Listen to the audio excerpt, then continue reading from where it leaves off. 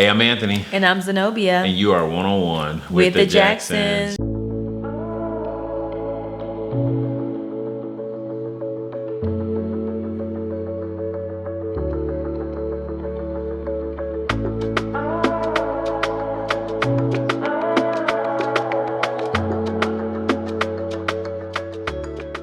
All right, you guys. So we had one of our viewers to ask us a question. And that question was, what if that man works a lot building a business and doesn't have much time? So this was a follow-up question from the video that we posted about Valentine's Day. Is Valentine's Day over? Is Valentine's Day over? So what do you have to say about that question? What's your response? Well, one, I've been there for sure. And one of the things that I think about is the way in which I worked when I was trying to build our business. We have a construction business that we've been running for the last 10 years.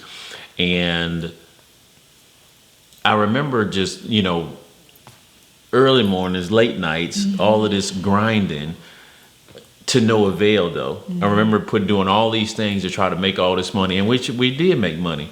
But all the different things that I had to sacrifice or I wasn't able to do because of this whole, getting caught up in this whole grind cycle. And sometimes we can get caught up in this business grind cycle that's no different than the rat race. That's no different than the 9-to-5 grind. Yeah. We can get caught up in this same cycle as entrepreneurs. Or sometimes like we own a business but the business really owns us. Or sometimes better yet, we own a job. To where we're just as locked down as we were if we were working a 9-to-5. Yeah. The Bible says in Mark the 8th chapter, verse 36, that what does it profit a man to gain the whole world and lose his soul? Yeah.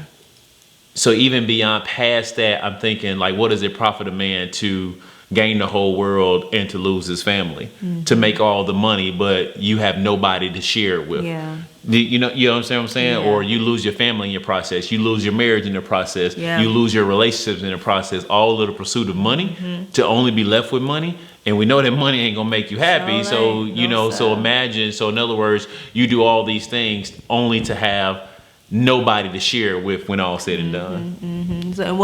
So what I think about when he asked that question was like, and I don't know if this person is, which I do know this person, if he's single or if he's married, what does it look like to bring that person into your world? Because one thing that we have done in time past was when he was doing all the working, we would sit down and he would say, okay, babe, for the next 3 to 6 months, I got this project, right? And so it will allow me to know, one, what's happening in his world of business, so I would not be left out, so I would not feel like, hey, it's 5 o'clock and he hadn't came home yet. Like me and the boys, like we would know, like dad is at this piece of land and he's building this house or whatever the case may be.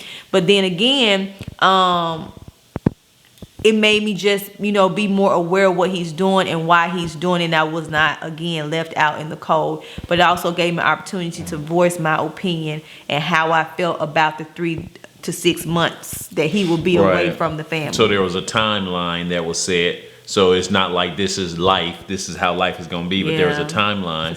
And there is seasons where I may work a little bit more, but then at the same time we still had to be very mindful of the things we sacrifice. Because here's one thing that and so that building together aspect is that when the turning point for our business was when we started doing business together. And that doesn't mean that both of you all are into that business, but both of you all should be communing around that business because the business impacts the both of you. Yes, exactly. And honestly, when I think about it, our business really went to the next level when I started to bring my wife in, when it was no longer my business, but it was our business, when I valued and I solicited her input on the decisions that was being made for the business and some of her insight and how that changed things. And it gave us time together, because guess what? For us to have conversations about the business, we had to set aside time to be able to do that. So what happened was we started to spend quality time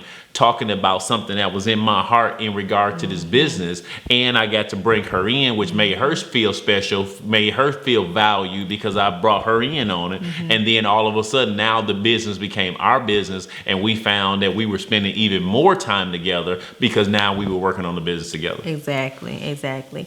Another thing that comes to my mind, babe, is like when we get married, there's a part that the pastor reads during that ceremony that says, "Forsaking all others."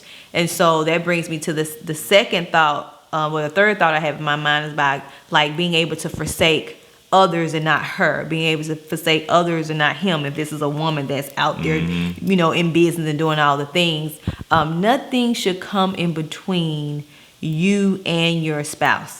I mean, absolutely nothing. Like, we get it. Like, we're both entrepreneurs, so we get it. We understand that it takes money to live. It takes money to do ministry. Money is a good tool, right? That's just what it is. It's a good tool that provides the experiences that we all want in this life.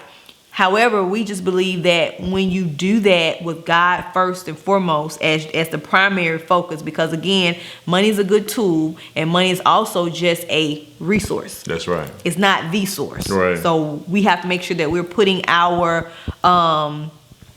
focus or our perspective in the right order, if you will, when we're doing these different things or what have you. But making sure that you're not sacrificing a very important relationship, because like you said earlier, we all getting older, and we want to sit up and work 20 and 30, 40 years and put in the grind and put in the work. And once you become that millionaire, once you become that billionaire, who you got to share it with? Like, then what? Yeah. Like then what?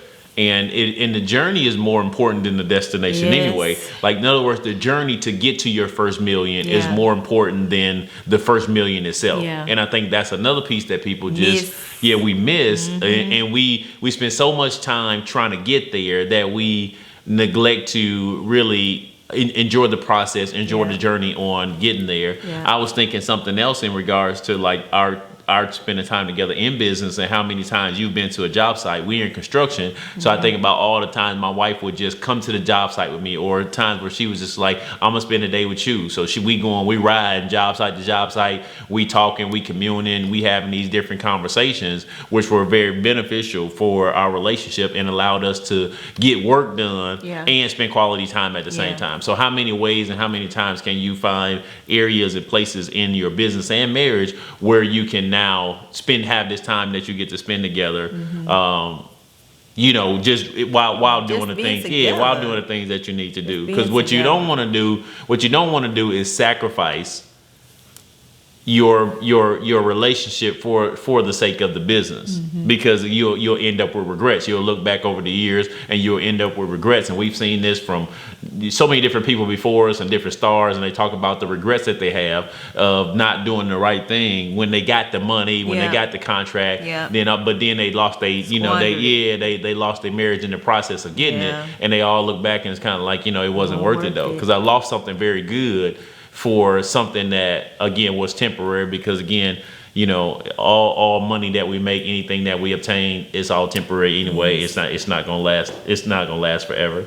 But if you're gonna sacrifice something different. Don't sacrifice your relationship. How about sacrifice your tea time at the golf course? How about sacrifice your football time? How about sacrifice 2 more hours of sleep? Instead of sleeping 8 hours, how about you only sleep 6? Get up 2 hours early. There's so many other things that you can sacrifice, but you don't have to sacrifice, again, the one that you say that you love. And because again, it's in action, not in words, in which we express our love. True that.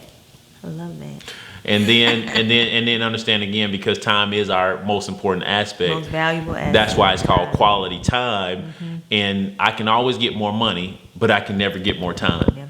Like the time we get to spend together, I can't get that in no other place, in no other way. And that's what I cannot get back.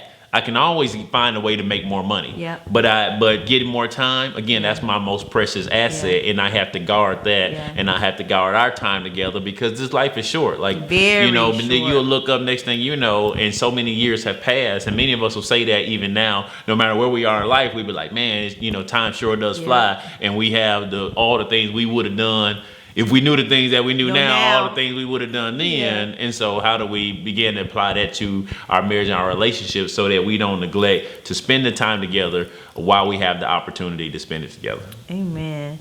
So, my brother, the one that asked that question, I truly hope that we were able to bring some clarity into your life as it relates to, working and building this business and not having that quality time, because you just got to make it. That's all. You just got to make that time. Prioritize it, because you can't make no time, but you Well, can't prioritize. you can prioritize the time that you have. Yes, you can. So until next time, y'all. We love y'all.